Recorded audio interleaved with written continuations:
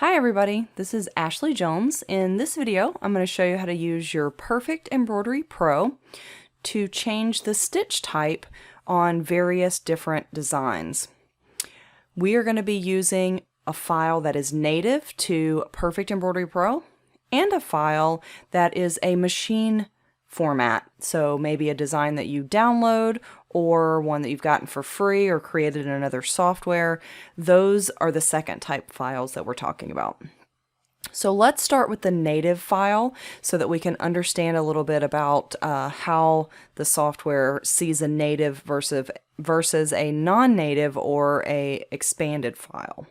So I'm going to be starting with this design here. This is a design that I created in the software. You can see down here in the bottom it is a C2S file, which is our native format for Perfect Embroidery Pro.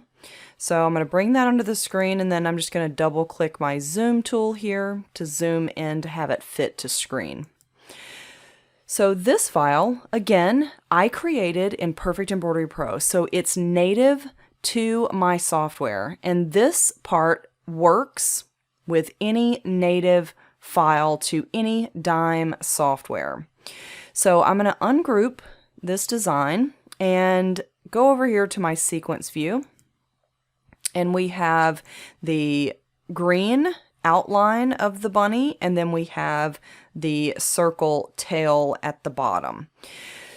So here you can see that I have an applique stitch type for the green outline of my bunny, and then I have a complex fill for the tail. So the software knows that this is an applique and a complex fill because I created this design in Perfect Embroidery Pro. So it knows the type of stitches that I assigned to these shapes. So now, if you're working with a native file, to change this from an applique to another type, it's really simple.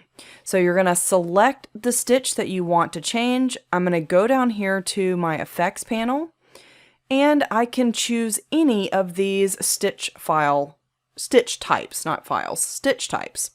So if I want this to be a run stitch, I can click here. I can choose a steel stitch, that's just a satin stitch or a column stitch that runs around my bunny. Now if I choose applique, not only will it have that beautiful satin stitch, but it will have a placement and a tack down. That's what applique tells the software. I could also make it a fill stitch by clicking here. Now I have a lot of stitch file types because I own all of Dime's software.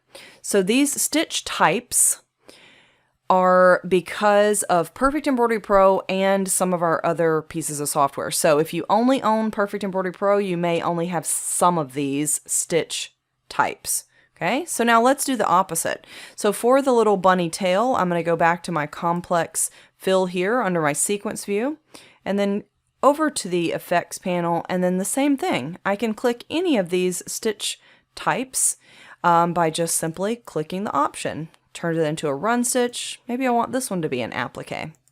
So if you're working with a native file, that's a C2S file that was either created in Perfect Embroidery Pro or one of Dime's software, or it is a design that's built into the software. Those are the native files.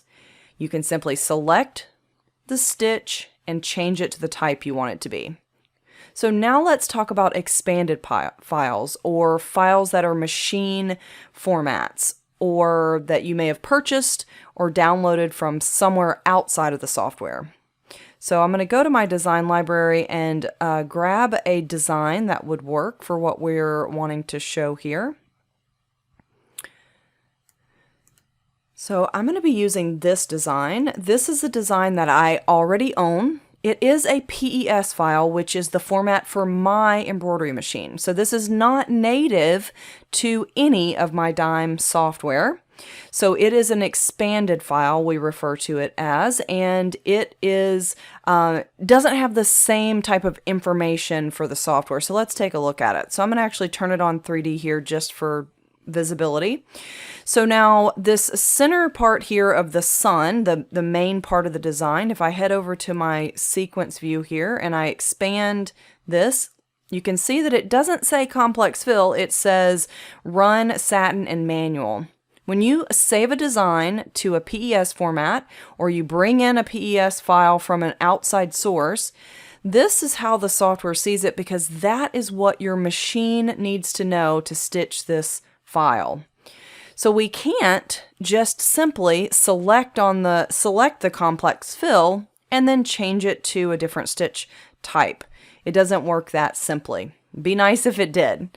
But there's still a way that you can do this. So you can manually trace this, which is basically digitizing if you want to change the stitch type. But there's an easy way to trace that I can help you with. So I'm going to go and select the center part of my sun here. I want to select the complex fill area. And I'm going to go over here to my sequence view before we actually select that. I'm already on my sequence view, sorry. Let's make this smaller. And I'm going to hide the trees so that we can just see the sun area here. And now I'm going to select the complex fill again. And I can tell it's selected because it's kind of darker, got the box around it.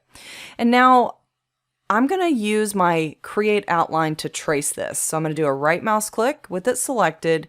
Under utility, choose create outline. Okay, so that was a right mouse click, utility, create outline. So here, all I'm doing is tracing the shape. So I don't want it to be further out from the original. I just want it to be snugged right up to the original. So I'm going to say OK after I enter 0. So all I've done now is I've actually traced it. So if we look at this last item here in my sequence view, you can see it says artwork. That's what we just drew. It's not stitches. In fact, you can see the 0 beside it is how many stitches are in that one item, that one object, and there are none because it's not a stitch type yet. Okay, so now what I want to do is turn that into my applique.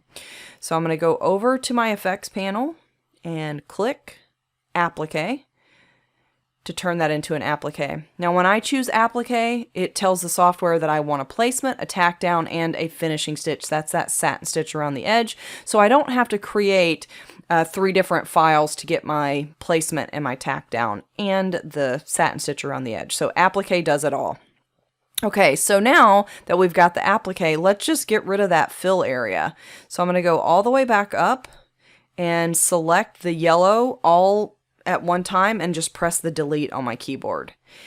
And now I have the applique sun shape, but it kind of looks a little wonky. So let's do a little cleanup here.